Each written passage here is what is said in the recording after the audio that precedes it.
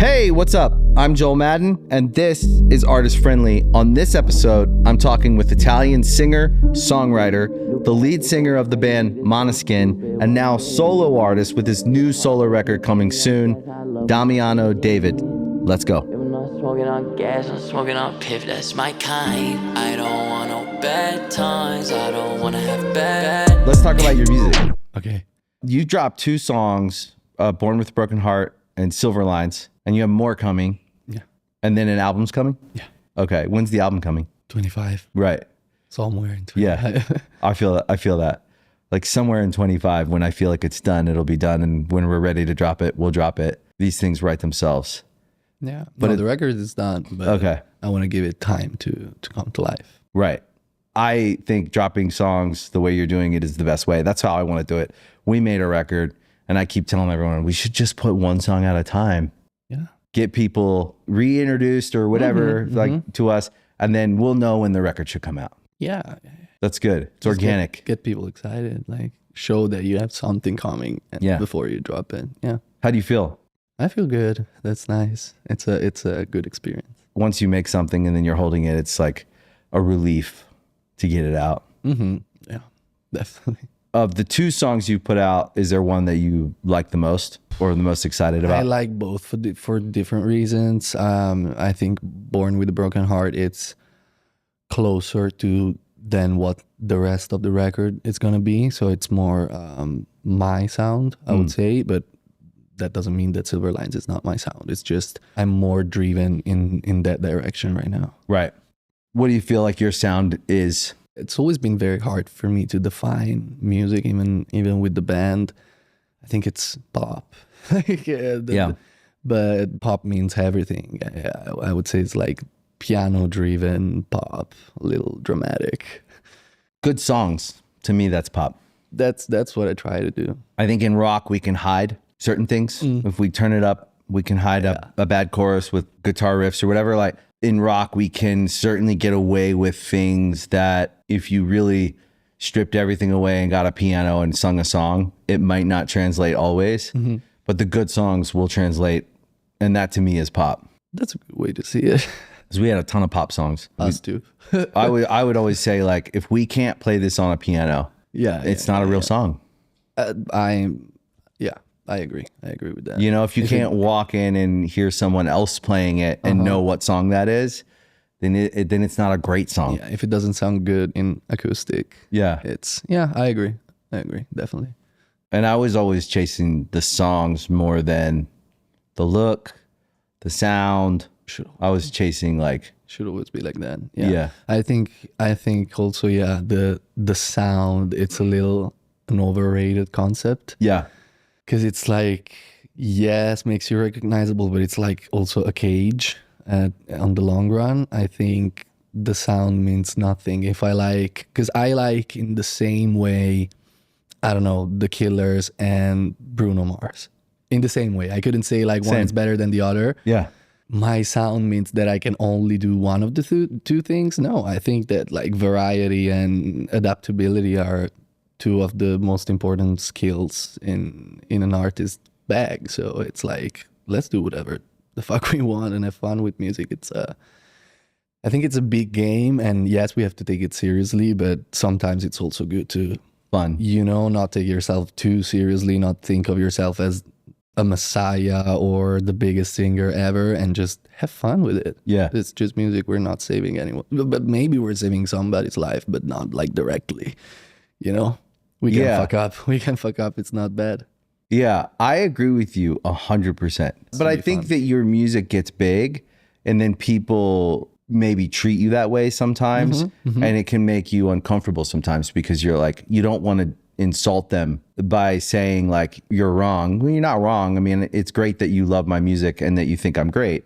But at the end of the day, and I'm trying my best. I want to be great. But at the end of the day, I also don't think I'm the answer to your problems. I think if my song helped you get through a hard time in your life, that's the biggest achievement I can get. But if I don't get it, it's also something I should feel guilty about. Yeah. It's just a song. Yeah. Like didn't do it.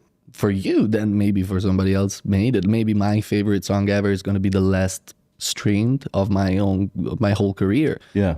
Is that really a problem?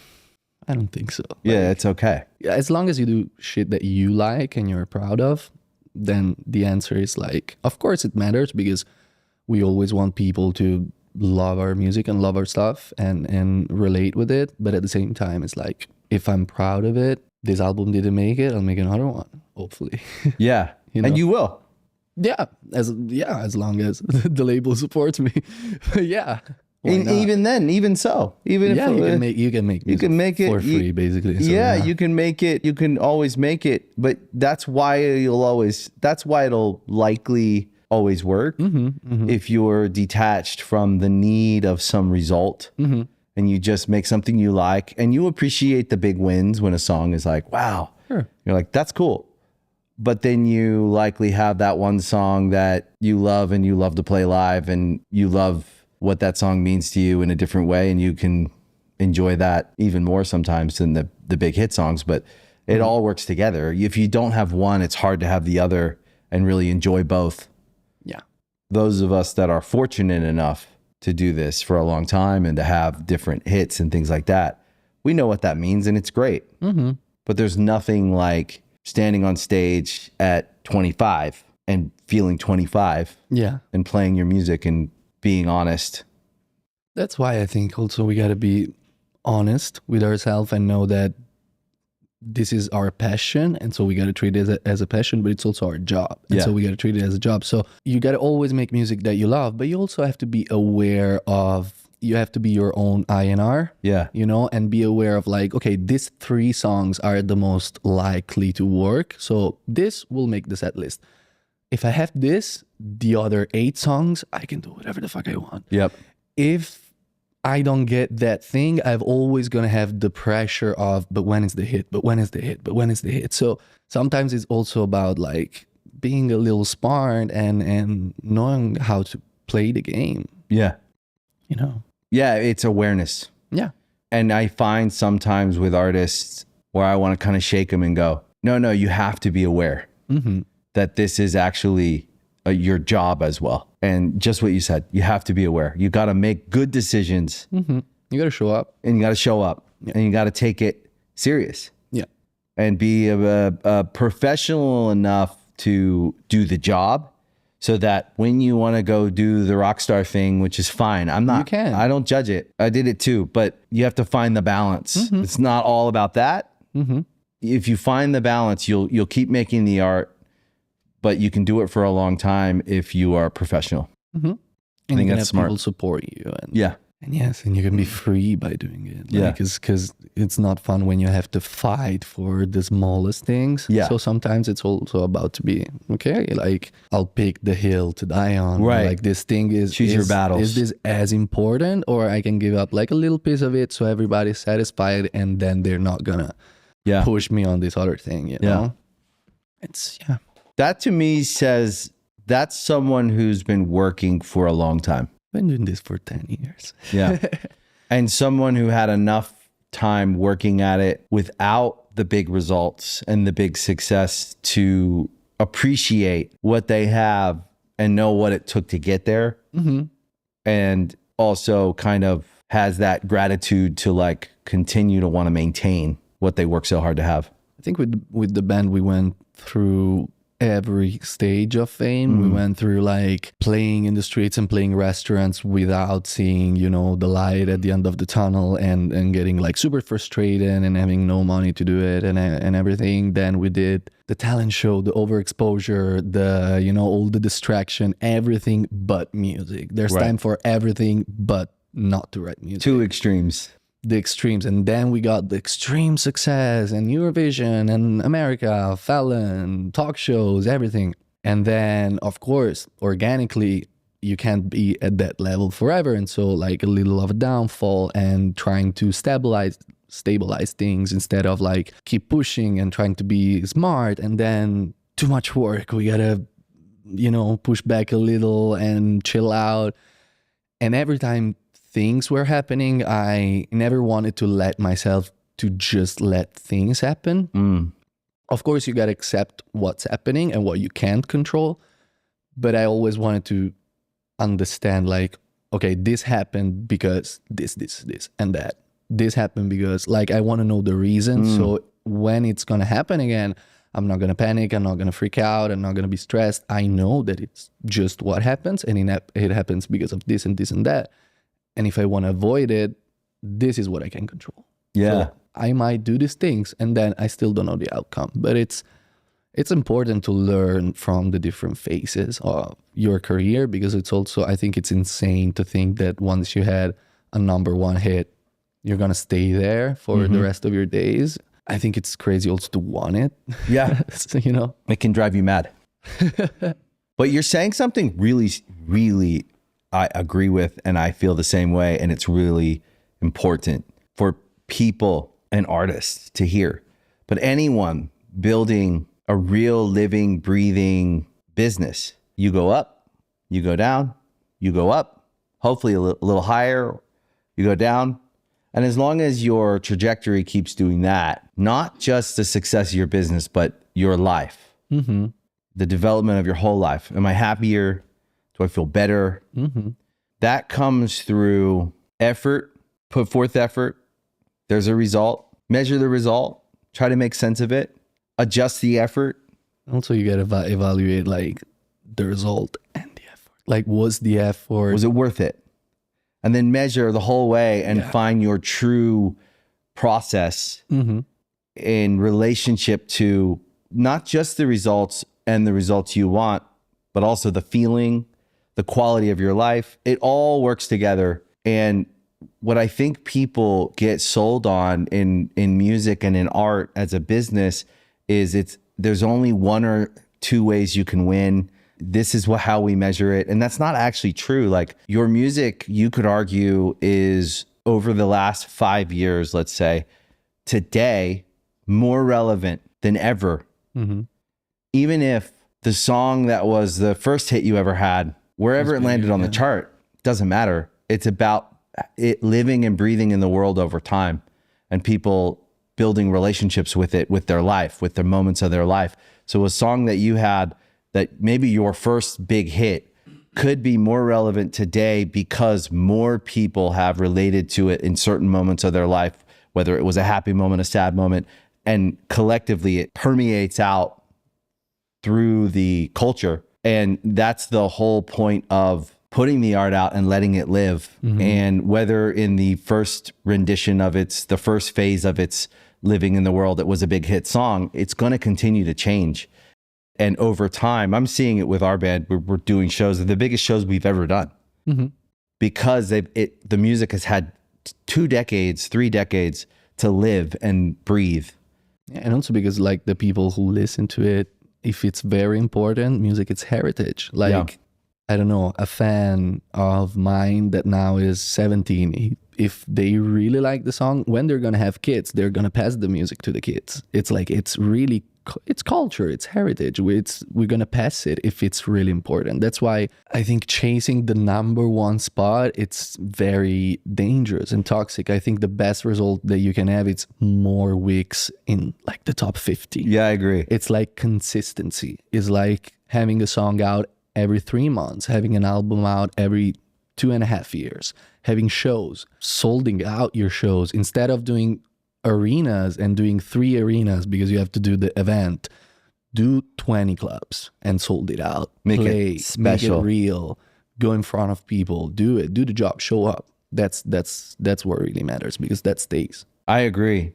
And sitting with you, I get it even more now. As long as you express yourself, I'm good. and you show up, like you did today, just being yourself. I walked up on that scene and I was like, this motherfucker, look at him. That to me is it. Yeah. Show up.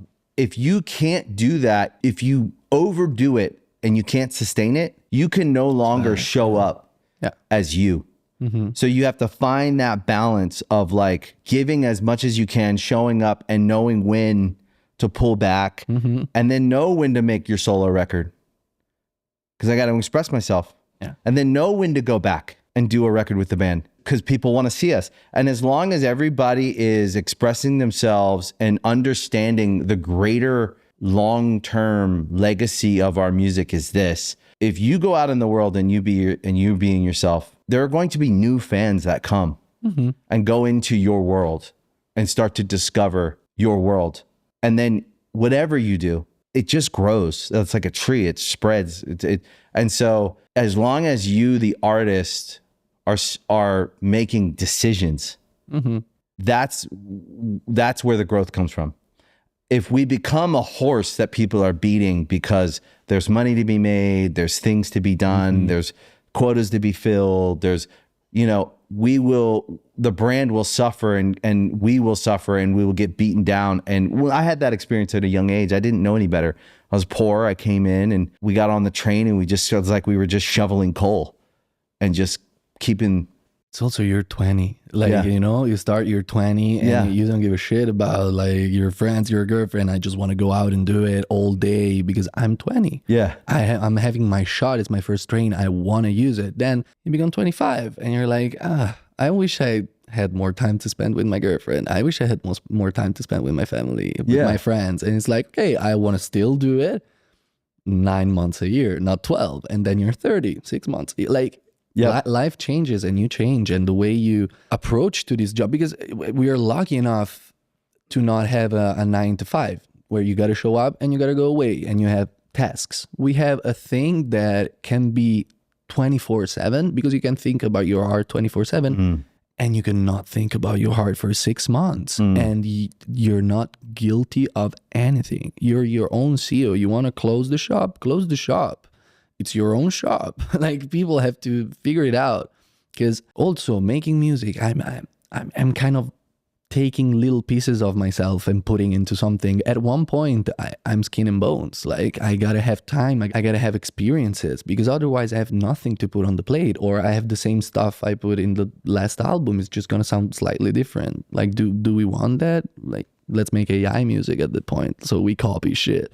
Like, we gotta have the time to be humans, You gotta have experience and to remember why we started in the first place. I remember at one point when we were just touring 12 months a year nonstop, we were literally coming off the road to make our record in 3 or 4 weeks and go right back on the road. And I remember like 3 albums straight of that. And we started to really resent each other. And we didn't know why, because we love each other. We started in high school. We were friends. And after our 5th record, we all sat down and we had a couple of us had babies, and we were like it was 28, 29. And we said it, we were like, we love each other. We've never taken a break ever. Yeah. So maybe we just stop. And then we that was the plan. We just stopped and we were like, let's just see what happens. And immediately everyone felt better. And then we started navigating our lives individually, and then our life as a band differently. Of course. And I think exactly what you're saying. We started living life, going to people's birthdays and having relationships and all the things you have to do. Also, because again, like when you start, you're 20. And that's your whole personality. Yeah. I am part of this band. Yeah. I am this like rocker motherfucker. I do this. I'm cool, everything. And then at one point it's like, yes, I am that. But also, I love my girl. I have kids. Yeah. I love seeing my friends and having just the beer. I don't have to go to the other side of the world and play for 50,000 people every day. I can just be another guy in the room with this group of people. Yeah, I'm just a dude. Like that's really a thing. Yeah, it's a balance. It's like everything else in life. It's a balance, and also it's a privileged job. Yeah, you got to keep it privileged. Yeah. You got to keep it like a sweet treat. And I do shit because I want to do it. And I like to do it, and I'm enjoying doing it, because also the audience feel it. They feel it. They see you. It's all about it. It's like an emotional connection with people you don't know. People feel like they know you through your songs. If you don't enjoy singing those songs anymore, they can't know you. They can't meet you there, because of course they're excited. If you're not, there's a wall. Yeah, you got to connect. How long ago did you start feeling like this? Was this just a natural progression? Or did you feel like you were starting to get burned out maybe? I can't point out like a moment. It was a build up when I think we did like 5 tours back to back, Yeah. 2 albums. Yeah.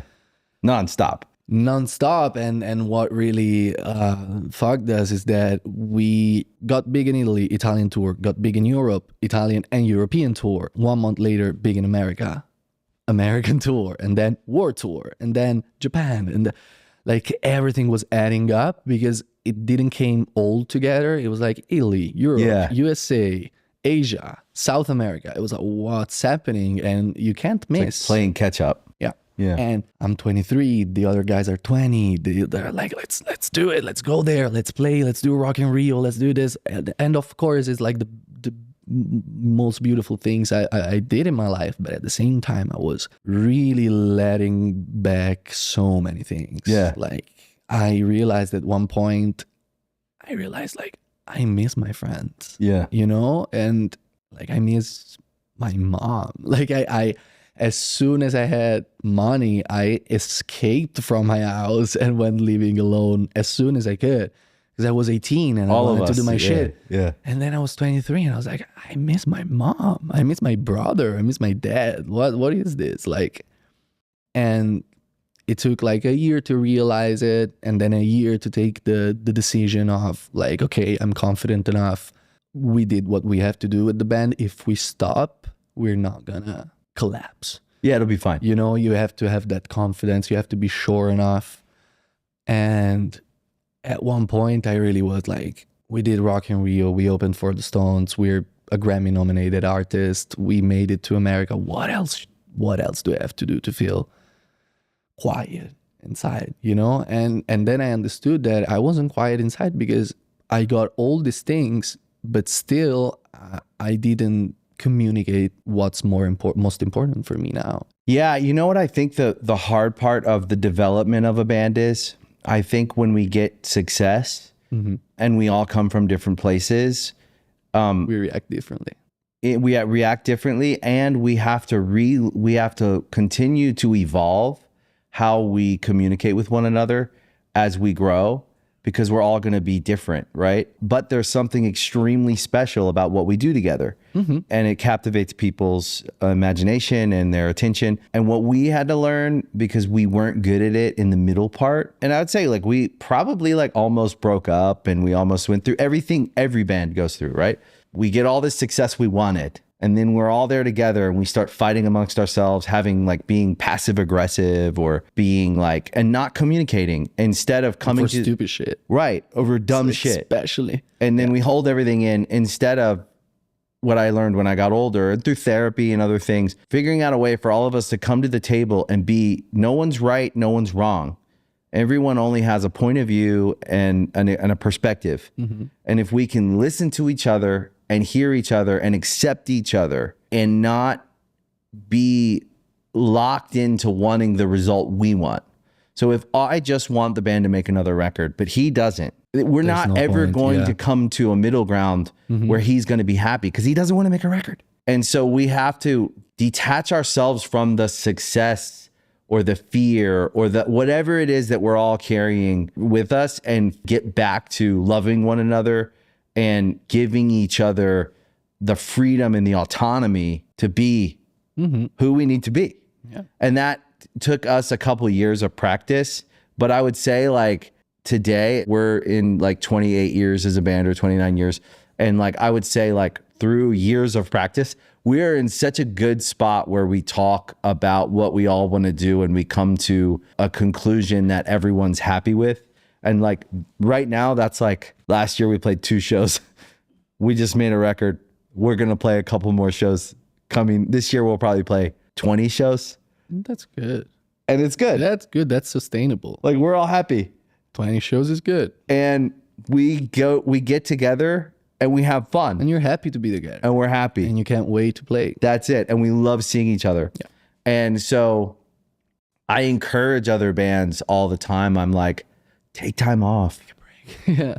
Like give each other space to do things and be happy for one another. Like if you're starting your clothing brand or if like whatever you're doing, every band has different characters and but like you're all real people with real lives. Be that again. Yeah. and find your identity outside of this, Because that's exactly like which I see you kind of doing. the band is 4 different individualities, Yeah. like ingredients to do a common thing. It's like different ingredients of a dish. They come all together to make a dish. Do you want to do the same fucking dish for 20 years? It's like at one point, doesn't matter how good it is, you're going to be sick of it. At one point, do your thing, become a different ingredient. And the mixture of those ingredients is going to make another dish. It's going to be different from the other, but of course, it's you. It's always you. Like that. That's also what's important. And I think it's a big problem with the people that follow us. And I think it's why a lot of artists don't go through changes. They get locked into their fans. Sometimes people don't accept that who you were when you were 20 is different who you are when you're 30. I pray to God to be as different as possible in 10 years from now, because I have to change. It means you grew. Yeah, of course. And as a band, we all have to change. And then the band has to change. And it's going to be better. It's going to be more mature. It's going to be more aware. Maybe it's not going to get #1 spot. Or maybe it will. Maybe it will, but fuck it. Yeah. We like it. We like playing it. We play 20 shows. We kill 20 shows. Yeah, It's exactly. better than playing 50 and giving 7 out of 10 for I agree. 50. Just also design your tour so that you can go full throttle every show. Yeah. Don't manage yourself. That's not fun. That's becoming a job. That's touring for job. If you're touring for fun, you're going to sing the shit out of every song every night, because you have the time to rest. You have the time to be a human. And then you're on stage and you're like, I want to kill it. I have 1 hour and a half to kill these people. And that's what you want to do. It's not too much. It's all about designing things. And it's like the great bands, they do that. I think you guys are a big rock force, like a big rock brand, a big rock We're a live band. music band, right? It's alive. Sure. The characters on stage, the way you guys interact, the way it's a big rock show, right? And I think every era of your life as an artist, you have to find that again. And what does that mean now? I think it's still going to be a version of a big rock. Yeah, the core is never change. And so I think you see bands, they go and then they come back, and it's this refreshing version of the thing you love, and it's exciting again each time. And so I think that comes with exactly what you're saying, is like continuing to search for the ways you could express yourself in the times you want to do it, so that when you're doing it, it feels honest. So I think you're on like the right artist journey that I really hope other artists see, and they go, I could do that. I could just do what I want. That's fun, I swear to God. You know? That's extremely fun to rebrand yourself. Yeah, and do what you want. It's fun. It's fun to try new shit. It's fun. And live a life that you actually like living in. Mm-hmm. And you don't feel like depressed because you're not, and frustrated because you're not doing what you want. Yeah. And that's what art is about. You can organize around it in a way that you can still share it with people. You're doing it. Put out a record. You're going to go play some shows. You're going to promote it as much as you can stand to promote it. Yeah. And because you love the music. When you love the music, it's easy to promote. It's easier. Yeah. The song and dance of promotion is tough. It's a circus. Yeah. You're on the morning show and you're on the fucking Hey, hi, it's 9 a.m. Do you want to sing the shit out of the song? The morning zoo. Yes, of course. You know what I mean? Will. Yeah. And we do as much of that as we can stand. We always say that. I always say, I'll do as much as I can possibly stand to do. Again, you got to see the goal. If my goal for this song is to go #1, I'm ready to promote everything out. I'm ready to go to every radio station in the country. If my goal is to put out the song, give it the cure it deserves and the respect it deserves. I'm going to do the promo. I'm going to treat it well. But am I going to die for it? No. Yeah. Because I want to be energized for the next one as well. Like I want to do this for the next 10, 15 years. So I don't want to, run out of fuel at 25. I agree. Because you have another 25 years at least. Oh my God. So when I was your age, I thought, okay, I'm 45. So I'm 20 years older than you. And I thought when I was 25, I was like, there's no way I'm going to be on stage at 45 singing I have good Charlotte songs. I just thought that. I have that thing. And then I got 45 and it turns out I am, and it's more fun. And the show is better. But you got a break. But I got a break. I got a long break. See? 10 years or 6 years or whatever. And we really don't do much. But also your music is mature. So I do think that the songs age well. So I don't think that there's there's not a it isn't a timestamp on the songs. No, I can see myself like being I wouldn't say old, but like a little gray on stage singing with a suit and be very like demure on stage. I can't see myself do what like I don't know Mick Jagger's doing. I'm like, dude, hold the record. I'm not gonna try to take it away from you, you know? Yeah. It's like not everybody's built for that. Where do you live usually? Are you in Italy? In Rome, yeah. In Rome? Yeah. I love Rome. Yeah, it's pretty. Like to me, it's like the New York of Europe and Italy. And like, I don't know, something about Rome for me feels like a city that's like buzzing. There's not a lot happening. Right. Like if you want to do shit, you go to Milan. But I think like for like an artist, it's way more stimulating than any other city. Are you from Rome? Yeah. Oh, okay. Born and raised. That's cool. Yeah, that's cool. Where did you learn to speak such good English? Being here, working, and my girlfriend. Music and movies and shit. Yeah. Pop culture. Yeah. Do you feel like most like of the younger generation in Italy all speak English? No. No. Okay. No. Wow. Absolutely not.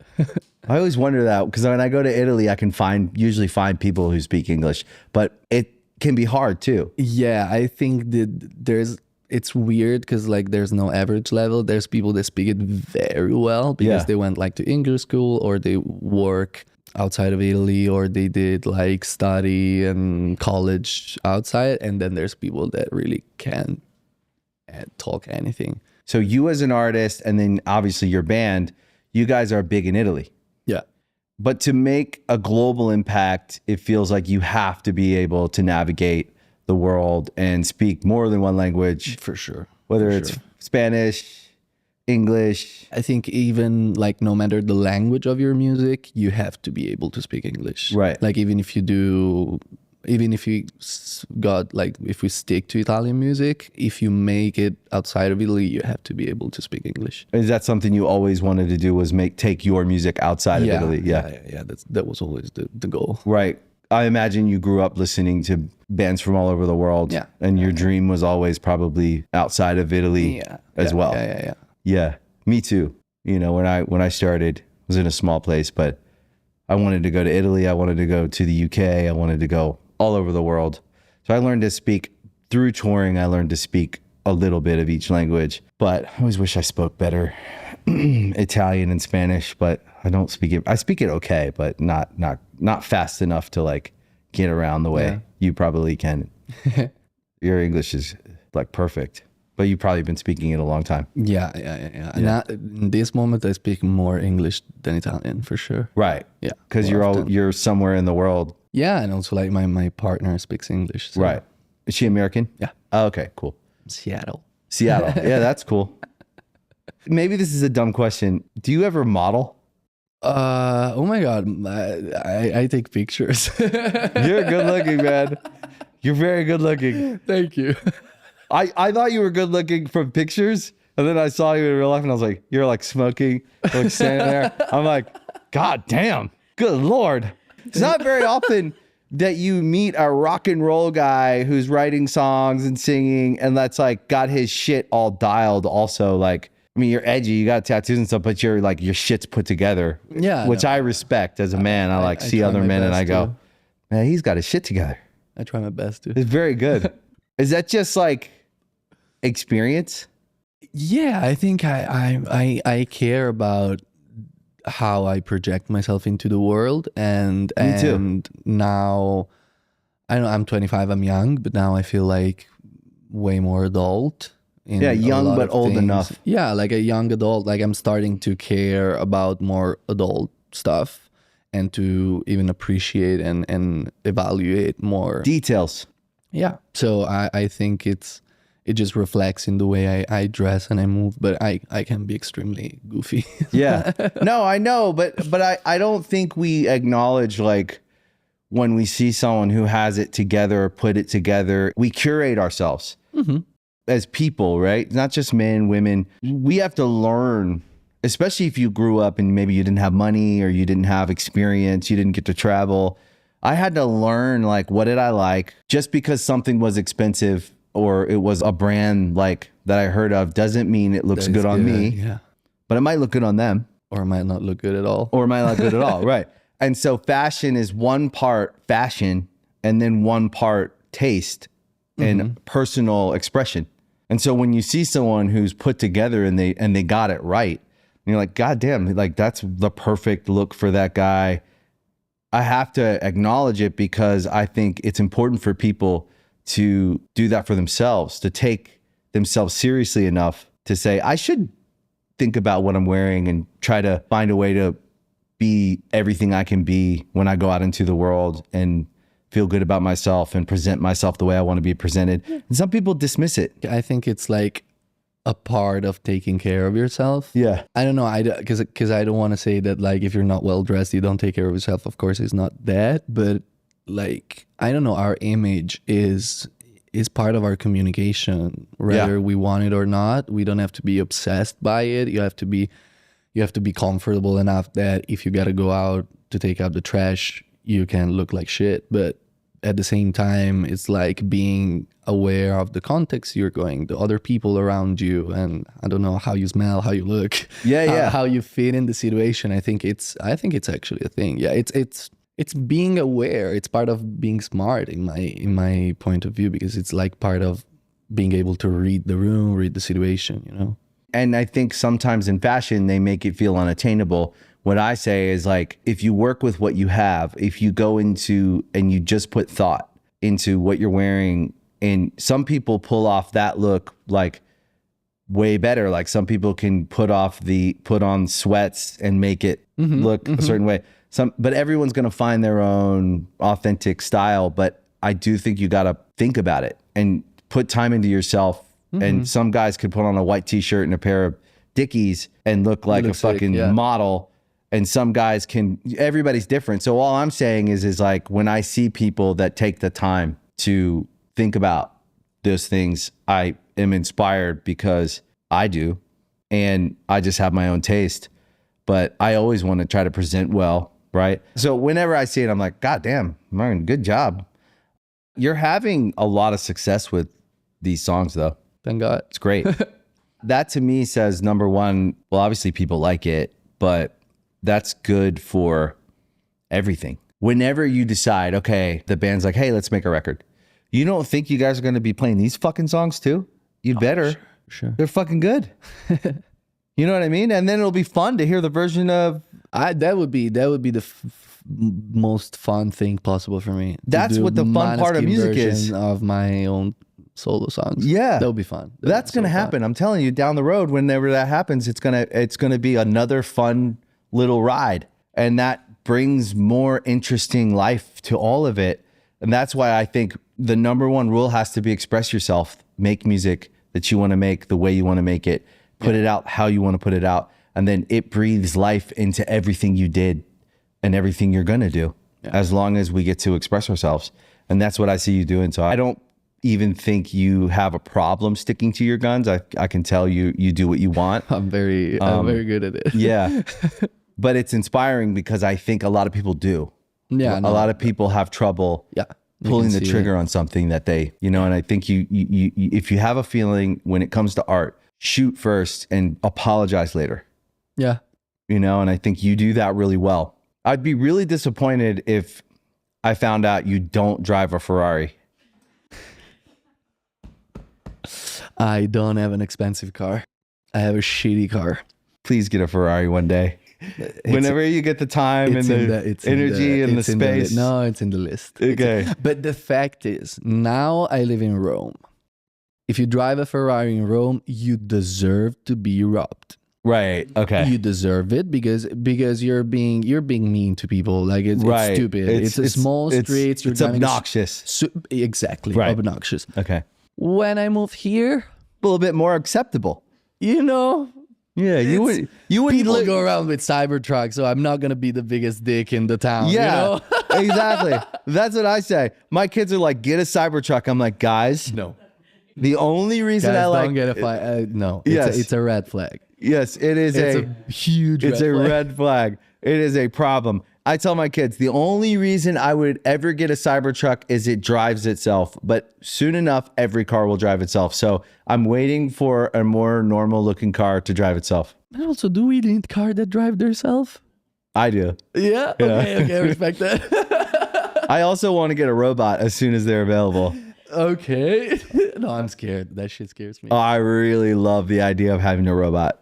Okay, let me know. Yeah, Let me I know will. how it feels. Supposedly they're going to be available next year, I'm scared. and I'm definitely going to get one. My wife and me are arguing about it because I am waiting for the like pre-orders or whatever where you can like put your hand up and get in line for a robot. She hates it. She's like, it's going to kill us all. Yeah, probably. Yeah, but I don't know. I watch too much shows. But I to like your trust. take. I like your take on the Ferrari. It's a real, honest, true take, and I agree with it. Again, it's like clothes. Yeah. You have to read the room. Read the room. Read the room. Yeah, exactly. It's really smart. Yeah. But also, like, you don't want to be that guy. I don't want to be that. Yeah, I agree with that. Not yet. Yeah. I don't have a Ferrari either. But if you saw me in one here, you'd be like, oh, okay, Again, cool. makes sense. Yeah. Yeah. That's fine. Yeah. I haven't been able to bring myself to get one of those kinds of cars because of, one, where I'm from. I could never drive that where It's I'm from. also my background. Like my dad, I grew up with a dad that every time he saw this type of cars, I was like, oh, Asshole. fucking idiot. Yeah. He spends all his money on that. Like, so I have It's this, like deeply ingrained. yeah. It's Me like, too. it's cultural. You Yeah, know? It's yeah. like, we hate rich people. I'd be embarrassed if I pulled up next Yeah, to you know. another guy. And I also, look over like, I hang out with the same friends of Yeah. high school, so Yeah. I literally be like the moron that comes with the Ferrari, and everybody has a regular car, and it's like, okay, hey guys, you really want us to know that you're rich? In a Like, full- I don't have to in a full like Gucci jumpsuit. tracksuit and loafers, and my name is Tony. You know, Yeah, in a full Gucci tracksuit with your Ferrari. You're like, what's up, guys? You're like, there's you Damiano. how you doing? Yeah, Let's yeah. get a coffee. yeah. Maybe one day we'll Maybe find. one day I'll become You know what? Maybe one day it's a classic Ferrari. that. No, okay, be serious. If I get a Ferrari, it's a vintage one, Vintage. of course. Because I have a couple vintage cars. I never feel bad about driving in them. No, you're the coolest. in And you town. break down, even in the nice ones, you end up in a parking lot and you have to fix it or figure it out, get it towed. And it's like something really like, there's something about that reminds me of my childhood because we always had shitty cars and they'd break down. And now the only car I have that breaks down is my old cars, which I care about the most. If you drive them 1 in 5 times, they're going to course. end up in a parking lot. Of course. And that makes me feel like okay about having this. We did a shoot with like a super old Alfa Romeo or Yeah. something. I swear to God, I drove it for 12 seconds and all the smoke was coming from the car. Yeah. And the owner was like, I was like, I didn't do anything, dude. I I just burned the clutch out. just drove. Yeah. So thanks for coming. Of course. Thanks for Are you having me. so you're obviously promoting the music and you're going to be doing this for sounds like the next The year. next year. Yeah. Yeah. It's exciting. It's nice. It's a good feeling.